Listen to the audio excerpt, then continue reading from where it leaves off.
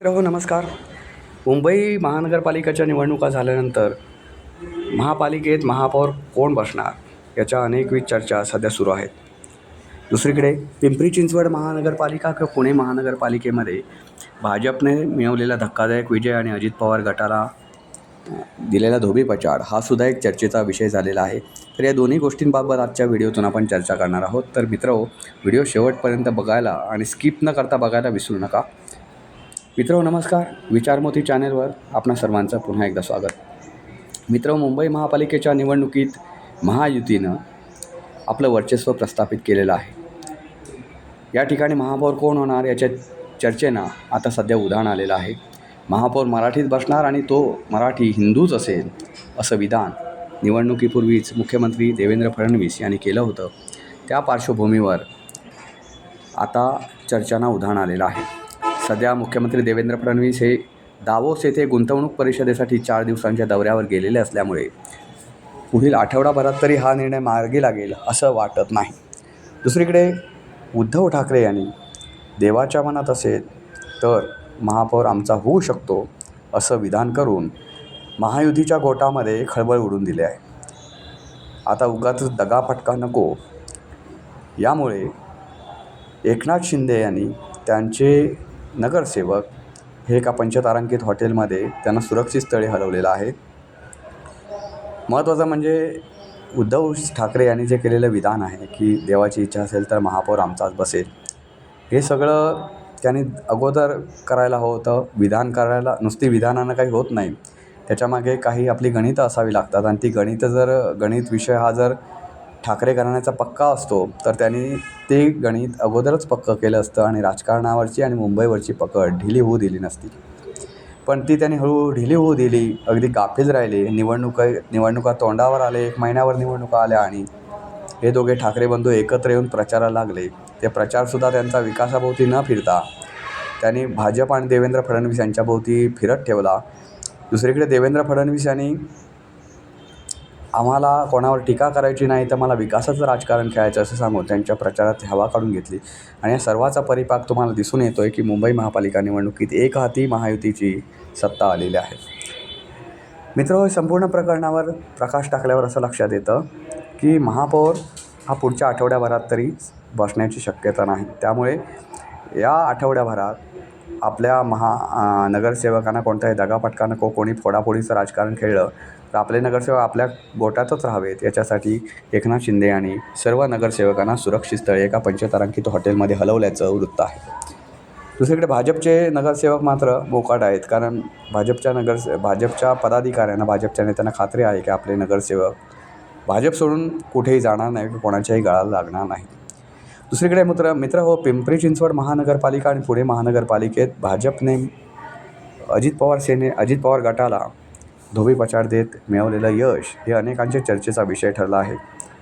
अजित पवार किंवा पवार घराणं यांचा बालेकिल्ला असलेल्या पुणे आणि पिंपरी चिंचवड महानगरपालिकेमध्ये असं कसं काय घडू शकतं असा प्रश्न अनेकांमधून विचारला जात आहे. तर मित्र हो, पवार घराण्यांची गेल्या काही पवार घराण्याची म्हणण्यापेक्षा अजित पवार गटाची जी दादागिरी आहे ती पुण्यामध्ये प्रचंड प्रमाणात वाढते आहे.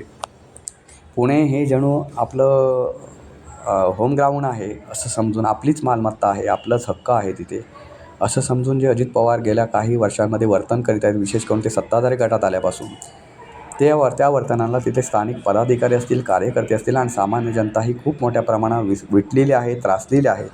त्यामुळे त्यांना धडा शिकवण्याचा निर्णय घेतलेला असू शकतो. मित्र हो, कोयता गँग असेल, तलवार गँग असेल आणि काय गँग पुण्यामध्ये अस्तित्वात आल्या आहेत, यांची भर दिवसा पुणे शहरामध्ये असलेली दहशत, पिंपरी चिंचवड भागात असलेली दहशत, पुण्यामध्ये वाढलेली गुन्हेगारी, त्यामुळे पुण्याची जी शिक्षणाची राजधानी ही जी पूर्वी इमेज होती ती इमेज बदलून आता गुंडगिरीची राजधानी अशी इमेज हळूहळू तयार होऊ लागली आहे. आणि त्यामागे अजित पवार यांचा प्रत्यक्षात हात आहे असं अनेकांना वाटतं. आणि हे एखाद्या दूधखुळ्याला माणसाला किंवा एखाद्या शेमड्या पोराला जरी विचारलं पुण्यातला तर तो सुद्धा आरामात सांगू शकेल एवढं अजित पवार गटाचा या प्रकरणात हात असल्याचं दिसून येतं. एका महिला पोलीस अधिकाऱ्यांना मध्यंतरी एका व्यक्तीला काय तो गैरकृत्य करीत असताना अडवलं होतं आणि त्यावेळी अजित पवार गटाने त्या व्यक्तीची पाठराखण करीत त्या महिला पोलिसांना दिलेले वाईट शब्दात दिलेली वागणूक, त्याचा ऑडिओ झालेला व्हायरल, या गोष्टी पुणेकरांच्या आजही लक्षात आहेत. त्यामुळे तेथील गुंडगिरीला, स्थानिक गुंडगिरीला कोणाचा हात आहे हे तेथील मतदारांना, सामान्य लोकांना आणि नागरिकांना, कार्यकर्त्यांना वेगळं सांगण्याची गरज नाही. त्यामुळे आम्हाला व्यवस्थित जीवन जगू द्या, आम्हाला आमच्या मूलभूत समस्या फक्त सोडवा, बाकी आम्हाला काही नको, अशा निष्कर्षापर्यंत किंवा अशा निर्णयापर्यंत पुण्यातील जनता आल्याचं आपल्याला दिसून येतं. त्याचा परिपाक म्हणून पुण्यामध्ये अजित पवार यांची दादागिरी संपवण्याचा निर्णय तेथील मतदारांनी घेतला असावा, असं सध्याचा अंदाज आहे. मित्रहो, अजित पवार यांनी काही केलेली स्टेटमेंट ही सुद्धा वादग्रस्त होती आणि त्या स्टेटमेंटचा उपयोग करून तेथील प्रमुख विरोधी पक्ष असलेला, म्हणजे राज्यात सत्तेत एकत्र असलेले पण पुणे पिंपरी चिंचवड महानगरपालिकेमध्ये परस्परांच्या विरोधी असलेल्या भाजपने या सर्व गोष्टींचा प्रचारासाठी वापर केला आणि अजित पवार गटाला नामोहरम केलं. अजित पवार आणि राष्ट्रवादी म्हणजे शरद पवार हे एकत्र असतानासुद्धा या दोन्ही पवारांची पॉवर या ठिकाणी भाजपने चालू दिली नाही. भाजपचे नेते चंद्रकांत पाटील असतील, मुरलीधर मोहोळ असतील किंवा अनेक भाजपचे नेते या ठिकाणी तळ ठोकून बसलेले होते. त्यांनी कार्यकर्त्यांना बळ देण्याचं मोठं काम केलं. प्रचारासाठी रात्रीचा दिवस केला आणि त्या ठिकाणी आपली भूमिका, आपला प्रचार लोकांपर्यंत पोहोचवण्यामध्ये खूप मोठं काम केलं. याचा परिपाक असा झाला की अजित पवार गटाला नामुष्कीजनक पराभव त्यांच्या घरातच पत्करावा लागला. या ठिकाणी अजित पवार सत्तेत गेल्यापासून तुम्ही पाहताय किंवा तिथे स्थानिक मतदारसुद्धा पाहतोय की सगळं ज्या गोष्टी आहेत ते अजित पवारांनी स्वतःकडे खेचून घेतलेल्या सत्तेचा गैरवापर करून, राज्यसभेचा खासदारपद असो किंवा इतर स्थानिक सहकारी संस्था असतील किंवा आणि काही गोष्टी असतील, त्या ठिकाणी ते स्वतःच्या घरातलीच किंवा स्वतःचे नातेवाईक मंडळी तिथे कशी बसतील याची पुरेपूर दक्षता अजित पवारांनी घेतली. त्यामुळे सामान्य कार्यकर्त्यांमध्ये नाराजी आहे. आम्ही काय फक्त सतरंजाच उचलाव्या का, असं एक तेथील कार्यकर्त्यांची मतं आहेत. आता महानगरपालिका निवडणूक म्हटली की ती एक सामान्य कार्यकर्त्यांची निवडणूक असते की जेणेकरून सामान्य कार्यकर्ता पदाविना राहू नये, त्यांना काहीतरी मिळावं. म्हणजे एक राजकारणात एक गणित आहे, पूर्वीच्या राजकारणात एक गणित असायचं की आपण निदान विमानातून फिरलो तर आपल्या सामान्य कार्यकर्त्याकडे एखादी कार तरी असली पाहिजे, छोटी कार अशी असली पाहिजे, अशी पूर्वीच्या राजकारण्याची एक मतं होती.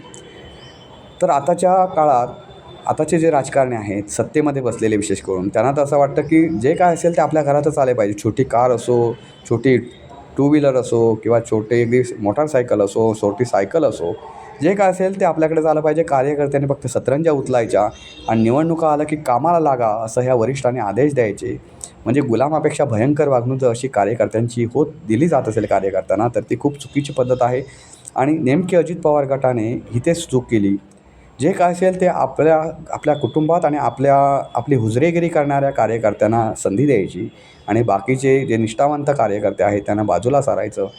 ही जी रणनीती आहे ती अजित पवार गटाने इथे वापरली आणि अजित पवारांचा टांगा इथे पलटी झाल्याचं दिसून येतं. मित्र, पुणे पिंपरी चिंचवड महानगरपालिकेमध्ये झालेला हा नामुष्कीजनक पराभव अजित पवार गटाला खूप काही शिकवण्यासारखा आहे. आणि अजित पवार गटाने यापुढच्या काळात जर राजकारणाची जर दिशा बदलली नाही तर त्यांना आता तर हा खूप छोट्या स्थानिक स्वराज्य संस्थेतला हा पराभव, हा छोटासा पराभव आहे. विधानसभेत आणि पुढे लोकसभेत पवार कुटुंबांना पूर्णपणे उद्ध्वस्त भाजप करू शकतं. हे आजचं मी वाक्य आहे, ती लिहून ठेवा नक्की. पवार कुटुंबांना आणि पवारांची जी पॉवर आहे, बारामतीत असो की पुण्यामध्ये असो, ती पूर्णपणे पॉवर बँक जशी संपल्यावर तिची पॉवर बँकची जशी अवस्था होते तशी पवार कुटुंबियांची होऊ शकते. याच्यात दुमत करण्याचं काही कारण नाही. कारण गेले अनेक वर्ष पवार कुटुंबियांची दादागिरी आणि त्यांचं वर्चस्व तेथील जनता सहन करीत आलेली आहे. पण त्या जनतेला काहीसुद्धा मिळालेलं नाही, कार्यकर्त्यांनासुद्धा काही मिळालेलं नाही आणि हे दुर्लक्षून चालणार नाही. कुठेतरी कार्यकर्तासुद्धा जगला पाहिजे. आणि सध्याचं वातावरण असं आहे, भाजपला चांगले दिवस आहेत. भाजपला हरवणारा सध्याच्या विरोधी पक्षात तरी कोणी दिसत नाही. त्यामुळे अनेक लोकांचा ओढा हा भाजपमध्ये आहे. जे लोक राजकारणामध्ये अजित पवार गटाचा सत्तेमध्ये सहभाग असताना त्यांची मेंटॅलिटी तशी नाही की बाबा दुसऱ्याला काहीतरी मिळूया, कार्यकर्त्यांना निदान एखादा पेढा तरी मिळू द्या, अशा एवढ्या वृत्तीचे सुद्धा अजित पवार गट किंवा शरद पवार असे हे लोक राहिलेले नाही.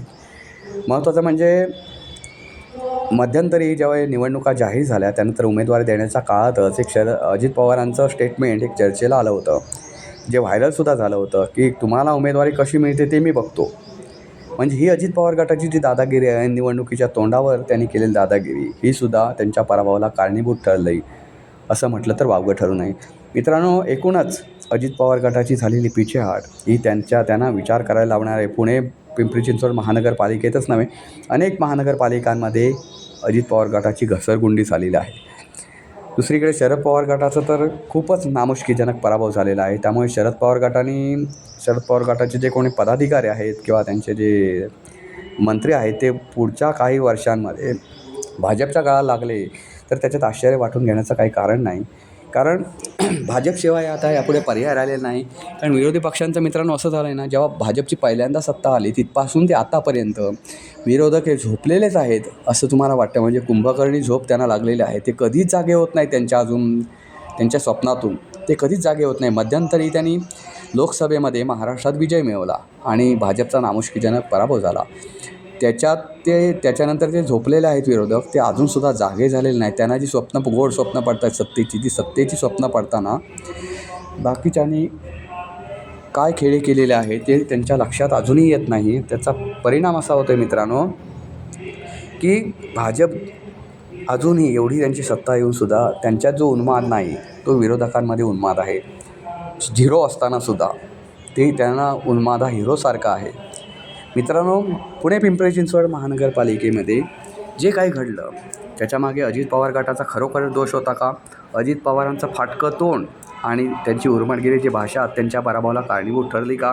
याविषयीची आपली मतांतरं नक्की कॉमेंट बॉक्समध्ये कळवा. आणि मुंबईचा महापौर नक्की कोण होणार याबाबत तुम्हाला काय वाटतं ते सुद्धा नक्की कॉमेंट बॉक्समध्ये लिहा. पुन्हा भेटू पुन्हा एका नवीन व्हिडिओचा. तोपर्यंत नमस्कार.